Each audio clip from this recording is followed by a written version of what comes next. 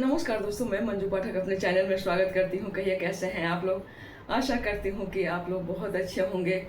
तो नवरात्रि का दिन चल रहा है और हम सभी माता के सेवा में, भक्ति में, भजन में सब मग्न हैं और होना भी चाहिए। क्यों ना हो, इतने एक साल के बाद माता आती हैं तो उनका स्वागत तो होना ही चाहिए। लेकिन इन नवरात्रि के दिनों में कुछ कार्य ऐसी हैं जो बहुत ज़्यादा वर्जित हैं, उसे ना करें तो बहुत अच्छा है। सबसे पहले तो नवरात्र के दिनों में हमारा कर्तव्य बनता है कि शुद्धता का ध्यान रखें, शुद्धता का बहुत ज़्यादा ध्यान रखें। क्योंकि हम जैसे तैसे करते हैं तो देखिए व्रत तो हमारा हो जाता है, इसमें कोई दिक्कत नहीं है। माता कभी आकर नहीं बोलती हैं कि ये गलती हुआ, वो गलती हुआ, गलती सब क्षमा करती हैं।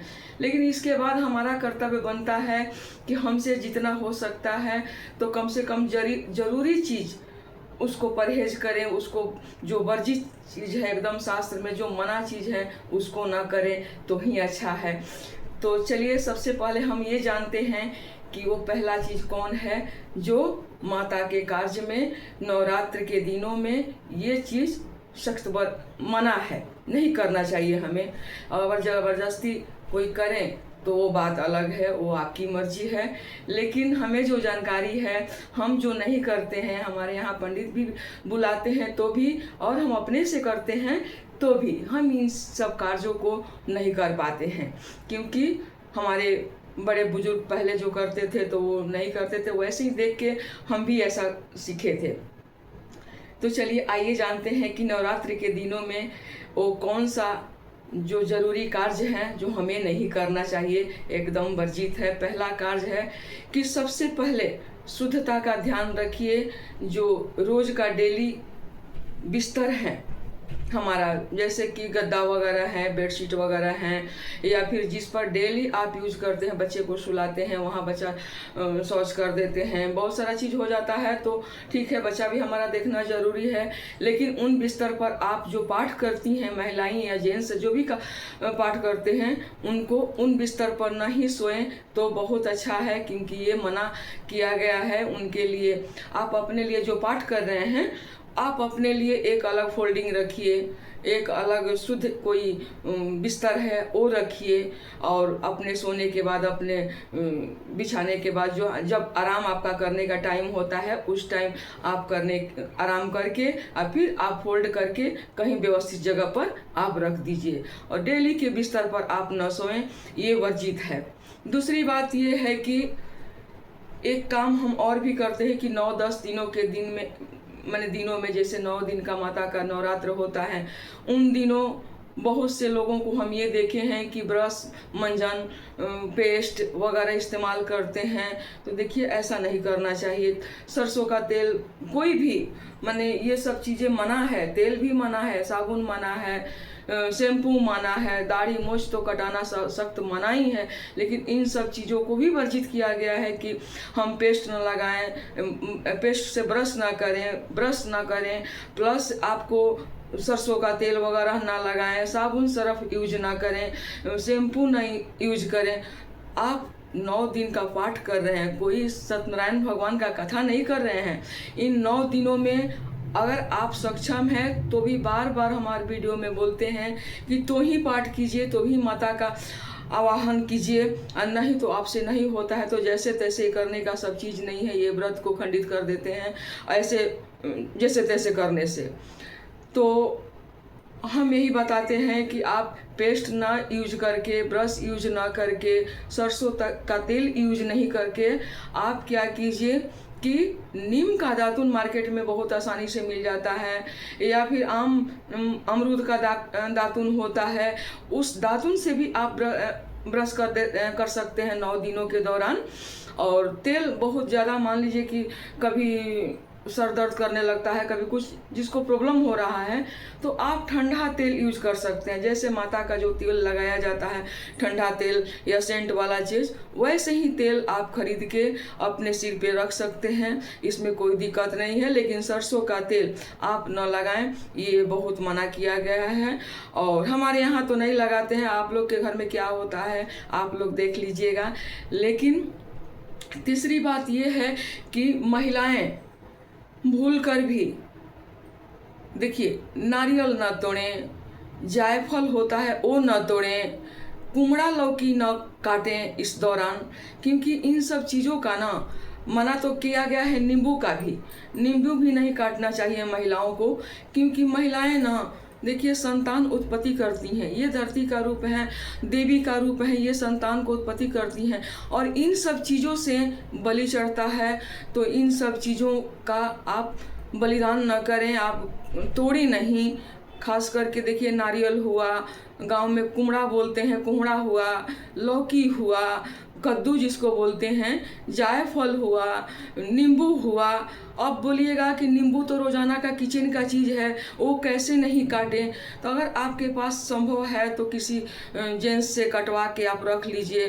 आपको अगर ज़रूरत रोज़ पड़ता है तो सुबह कोई भी तो जेंट्स होंगे, कोई भी बच्चा होगा, तो आप उनसे कटा के रख लीजिए।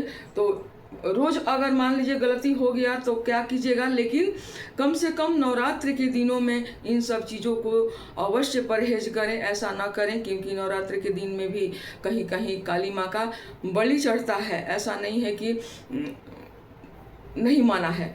तो इसलिए मेरा मानना ये है कि आप जो चीज़ वर्जित है वो चीज़ नहीं कीजिए। पांचवी बात यह है कि कभी भी महिलाओं को घी का आहुति नहीं देना चाहिए। घी का आहुति नहीं देना चाहिए।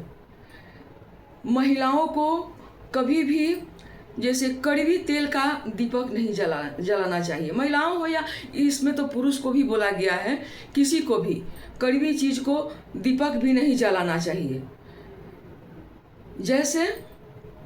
जैसे सरसों का तेल हुआ, मीठी चीज में दीपक जलाइए, घी का दीपक जलाइए, बादाम का दीपक जलाइए, बादाम का तेल का दीपक जलाइए, या फिर नारियल का तेल का दीपक जलाइए। इन सब चीज़ों से आप दीपक जला सकते हैं। इसमें कड़वी सरसों का तेल का दीपक भी जलाना मना है। पांचवी बात ये भी है कि जैसे महिलाओं को घी का आहुति देना मना है, उसी तरह महिलाएं कभी भी, जैसे हवन होता है कहीं 9 दिन के बाद नवमी को हवन होता है, तो हवन में सामग्री जितना भी है आपके पास, वो सामग्री हवन करते करते तो नीचे गिर जाता है। नीचे गिर जाता है तो वो नीचे से उठा के, बहुत घरों में हम ये देखे हैं कि उठा के उसी में फिर ऐसे डाल देते हैं। सो वो नहीं करना चाहिए, क्योंकि वो जो नीचे गिरता है ना, तो कहा जाता है कि भगवान का वो जो रक्षपाल होते हैं उनके लिए होता है, ये देवता के लिए नहीं होता है। तो आप नीचे गिरा हुआ जितना भी हवन का सामग्री है वो हवन में उठा के कभी ना डालें, चाहे महिलाएं हैं या फिर पुरुष भी हैं। ये सभी चीज़ें दोनों के लिए वर्जित है। पांचवी और छठी बात यह है कि जैसे महिलाएं घी का आहुति नहीं देती हैं, ये माना किया गया है, ये पितरों जैसे पानी के समान हो जाता है। महिलाएं अगर आहुति देती हैं ना, तो ये पानी का समान हो जाता है देवताओं के लिए। जैसे कि मान लीजिए कि हम घी का तो आहुति देते हैं, लेकिन उनके लिए पानी बन जाता है, ऐसा मान्यता है। तो इसलिए महिलाएं कभी घी का आहुति न दें। और हवन में जितना हवन हो रहा है, जहाँ हो रहा है, तो चारों तरफ अगर कहीं नीचे गिर जाता है तो वो उठा के हवन में आप मत डालिए, ये भी डालना मना है। तुरंत हवन, जैसे कि हवन हमारा हो गया और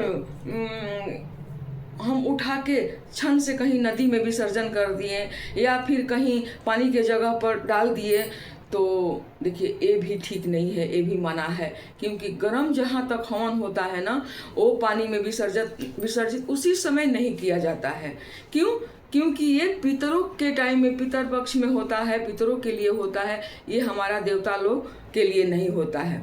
जैसे गर्म हवन हो तो गर्म हवन हमारा पितर लोग में डाला जाता है, वो क्षण से जब बचता है।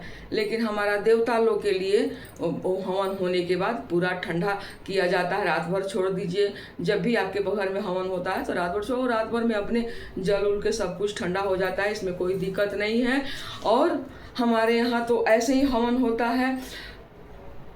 सातवीं बात यह है कि कभी भी महिलाएं, देखिए हम नवरात्र में अभी कोई भी पूजा पाठ करते तो हैं, लेकिन बहुत सारा नियम, छोटी छोटी ये सब चीज़ें हैं, लेकिन हम अपने सोचिए तो लापरवाही के चलते बोले। सब घर में ऐसा होता है, ऐसा नहीं है कि किसी के घर में लाल पीली कपड़ा नहीं है या नहीं मालूम है, सबको मालूम भी होता है। ऐसा नहीं कि छोटी मोटी बात को पता नहीं होता है, लेकिन कभी कभी हम अपने अनजाने में हुआ या लापरवाही से बोलेंगे तो जैसे काला कपड़ा पहन के पूजा कर दिए, बहुत गाढ़ा डीप कलर का कपड़ा पहन के ब्लू ब्लू पूजा कर दिए, तो ये सब चीज़ मान्यता है कि डीप नीला रंग का शनि भगवान का पूजा होता है। लेकिन माता दुर्गा, माता काली, माताओं का पूजा में जहाँ तक हो सके तो लाल पीला गुलाबी हरा ये सब कपड़े पहन के महिलाएं पूजा करें। पुरुष सफ़ेद कपड़ा, पीला कपड़ा पहन के कर सकते हैं, महिलाओं को